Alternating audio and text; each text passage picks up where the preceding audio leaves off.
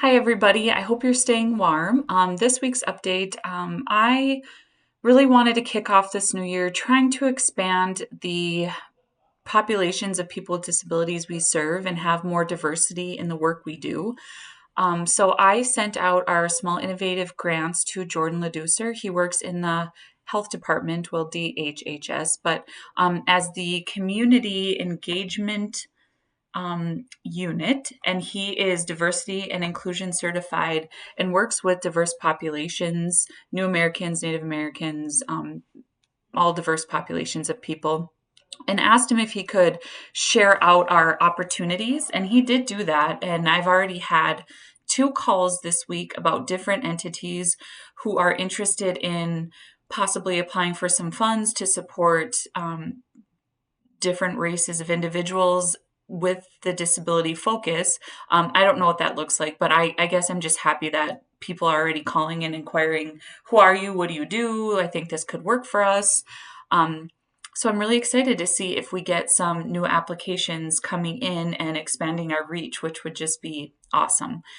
Kim Ruby, also shout out. She has been sharing the CLDF, the family training grants and individual training grants with people she engages with, and sounds like we might get some applications through that. So I really love the small projects we do throughout the year and those family and individual training grants, because I really, we really get to see that focus when they tell us at the council meeting how that helped their lives. And yeah, those amounts might be small, but it's really impactful. So I really hope this is a year we expand all of those opportunities. So thank you to everybody who shares that out on our behalf. That's really neat to see. And I'm excited to see if any grants come in.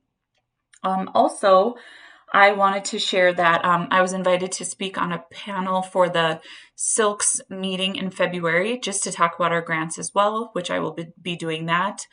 And then again, Disability Policy Seminar in DC is in April. I would love to bring a couple individuals who would like to learn. I've already set up Hill visits with Senator Hoeven's office on Wednesday. That's Hill Visit Day, where everyone's encouraged to go to the Hill and speak with your representative. We talk about what the council does. You can share a little bit about yourself and your story. So we are getting that set up already. The other two offices, I have put emails out, but don't have anything scheduled yet. But Hoeven's office has also agreed to give our group a tour of the Capitol, which is pretty neat. You have to have a staffer take you around now. So they've agreed to do that. So getting that set up. So please let me know if you're interested. Registration just opened. I think I sent the link last week, so let me know. And then working on IRFPs to present to all of you in February at our meeting. The State Plan Committee and our focus groups has talked about projects. So want to get some things written and to you guys in advance for review so we could vote at the council meeting to get funding moving forward in the areas of housing, employment for people with disabilities, or possibly for the workforce things. So working on that, you'll see all that come out with the packets for the council information by the end of the month, most likely.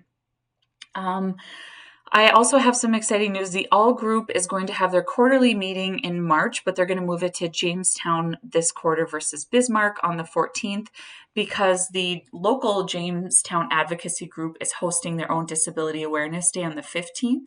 So all the people that want to come to the All meeting could stay and attend their own event, which I think is pretty neat. And they've asked me to speak at that too, just about the council and kind of our support in getting their local group going. That's the Together We Stand group. So pretty excited for that upcoming event. So if you're in Jamestown or around on the 15th, you should check it out. I'll get more information from them and share it with you guys too when I hear it.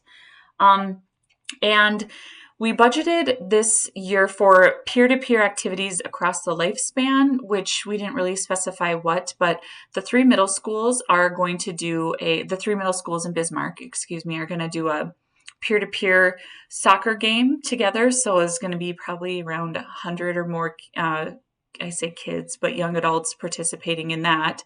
And they asked for support to rent the soccer facility. So I'm going to tag it in that budget line item, but it's the first time the three schools are doing something together and they're pretty excited about it. So I think it's going to be a really, really cool thing to bring the middle school peer-to-peer classes together, which is pretty fun. And that is going to occur in February as well. I think it's February. Yes. And I am going to send you some transit information. I just got a notice sent out about their ridership, and it is up, which is good because I think we've really been hearing lately local ridership has been down quite a bit. So I'll send you that document you can look at. And they just signed their contract to do the in-person transportation systems training. So in-person like one-to-one writing practicing as well as classroom orientation. So they're going to kick off that activity shortly. So once we see that, I will share with you guys and you can share it out to your networks. They were the only applicant of that grant. We put out an IRFP for anyone.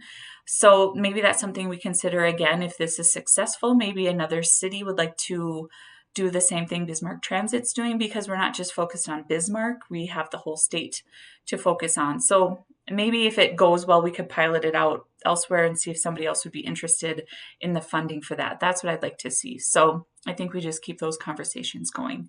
Otherwise, have a wonderful week. And this was kind of a long video. I hope you made it to the end, and see you next week.